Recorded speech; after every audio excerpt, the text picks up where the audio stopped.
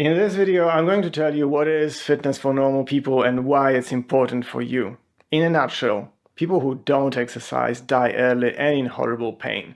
I've seen it with my dad and recently with my friend Maka. I've lost them both to cancer.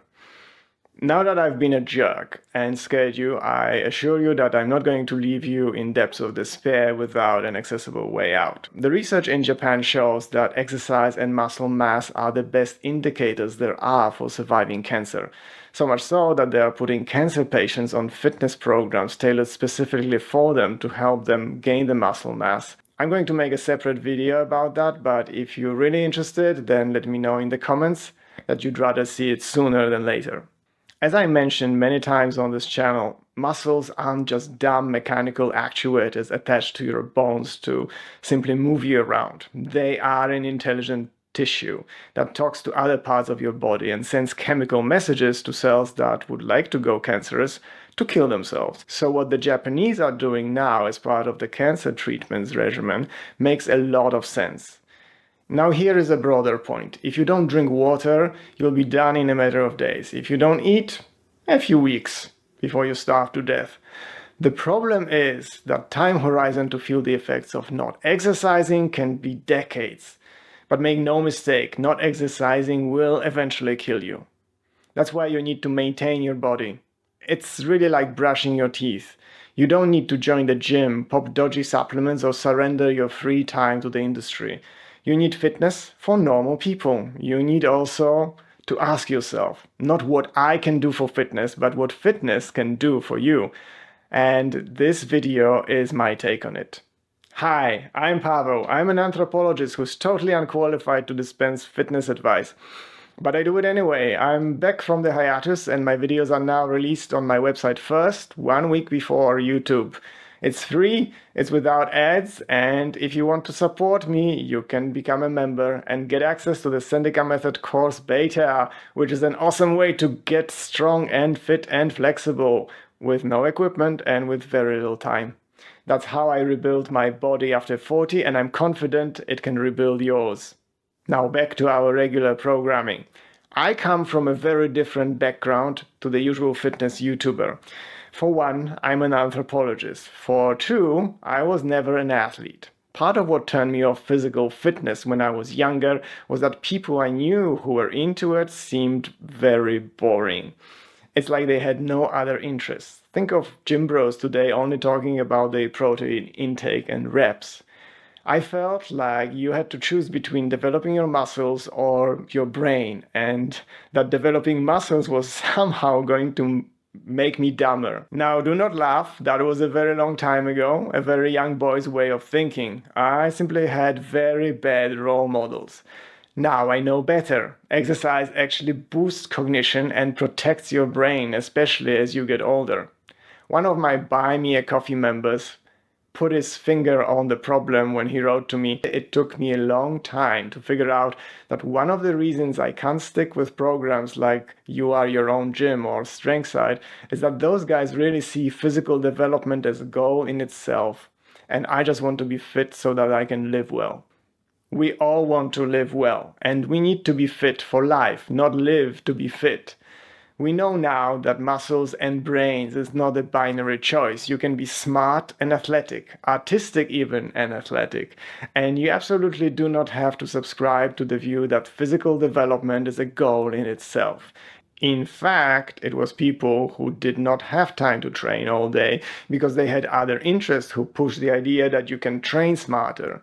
Roger Bennison, who broke the 4-minute mile, was a busy medical student, as he said in an interview. I had so many other interests that I wanted to have my evenings free, and I would usually miss lunch, and then sometimes there were unimportant lectures at 12 o'clock, so I would tend to take about 2 hours off to travel to a track, spend about 35 minutes running, but running very hard, and then just have a shower. Did not warm up, did not warm down, had a shower, would get something to eat, and get back to the hospital by 2 o'clock. Chasing perfect beach abs, maximum lifts, and personal records are all vanity metrics.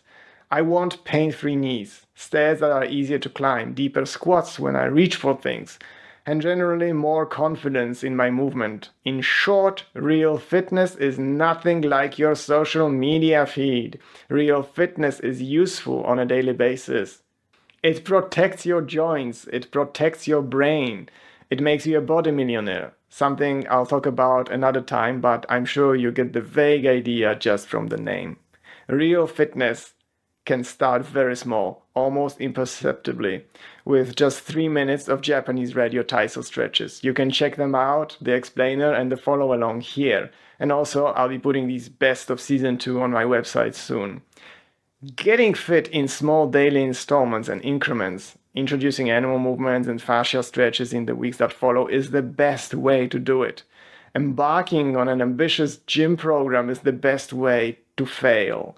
I'm sure you can see why. You will be done with the 3 minutes of Radio Taiso before you even find your sneakers to go out to the gym. Your body also needs time to adjust. It's days and weeks for muscles and months for tendons. If you launch an all-out assault on yourself, chances are you are going to get hurt. This is where the DSY principle comes in handy. Injuries will set you back weeks or months and make you afraid of movement. Your body and nervous system respond best to gradual exposure. Building capacity is much better than testing capacity. So far, I mentioned the physiological benefits of going slow and building consistency, but there is also a psychological benefit. By the way, if you'd like to help the channel, then turn on the notification bell and please have a flame war with someone in the comments section. We quit when the task feels too big. But if the task is broken down into manageable 3-minute chunks, then no single chunk seems too daunting, and each chunk accomplished is a success. Each grand plan left unfinished is a failure. We quit because nobody wants to feel like a loser all the time. This gradual approach also helps your joints. You get to slowly explore the ends of your range of motion and keep them healthy.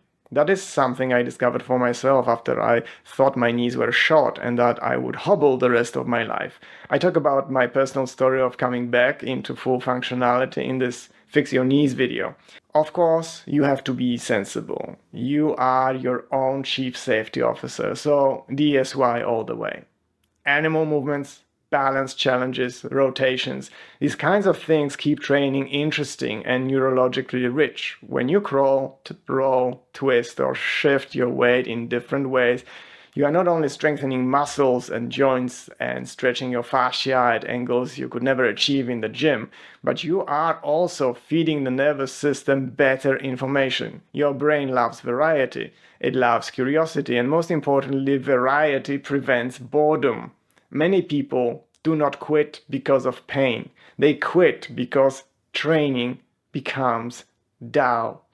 Playfulness makes you want to come back the next day without forcing yourself. In the long term, your body will learn to move in multiple directions at once, through multiple positions at once, without complaint, and you will become a multidimensional being. It's the exact opposite of the stiffness that creeps in when you only train in straight lines. Weak spots are normal. Everyone has them. Your left ankle might not be quite like your right ankle. Your hip might rotate better in one direction than in the other. That is your body giving you signals. There is no shame. The smart approach is to notice the red and yellow flags and pull back. Pretending nothing is wrong is a great way to get hurt. Progression without punishment should be the goal. Improvement should feel almost suspiciously easy at first. You are not trying to win a trophy on day one. You are trying to build a habit that sticks. There is a myth that if you are not sore, nothing happened. That is simply nonsense.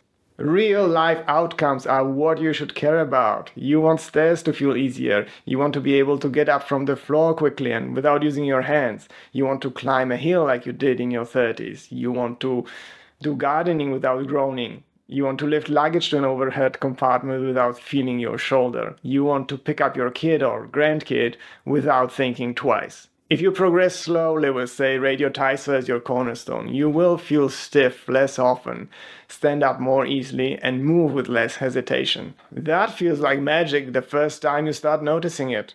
In the long term, you can delay or avoid the arrival of pain medications, surgeries, and chronic conditions because you are doing the basic body maintenance. Now, finally, ask yourself, who do you want to become? The version of you who can join friends and family on a spontaneous hike, get down on the floor to play with kids and dogs, carry groceries without thinking, travel without dread, and sit or stand without pain? Or someone who watches life from the sidelines as the world shrinks around them? The difference is shaped by small decisions taken now, while the future is still soft and malleable. Chance will always play its part, but your daily choices matter more than you think. So aren't you tired of feeling unfit and aching? Your body can gradually become your cage, or it can become the opposite, the greatest tool you've ever had for exploration, travel, and engaging with the world. That freedom feels ordinary only if you have it. Keep that tool sharp. Do 3 minutes of something today. If you want ideas, try my Radio Taiso stretches. They are simple, safe, and you will be done before most people finish tying their shoelaces. Your future self will be grateful. Now let's switch gears for the ending. It's a question I've been asked a lot. My granddaughter wants to know why your Radio Taiso is done without a t-shirt on. I told her it's hot where you live and told my daughter. Her daughter is a little conservative for 7 years old. Well, I don't think kids are conservative yet at 7. They just ask a lot of questions, but it was a great answer. Because one, it's true. It's awfully hot here in the summer in Taiwan, especially if you try to move. And two, the other reason is if I'm trying to tell you that you can be fit at my age, then I'd better show you that I'm not hiding an slightly bulge under my t-shirt. Okay, thank you very much for watching, and I see you in the next one. Bye.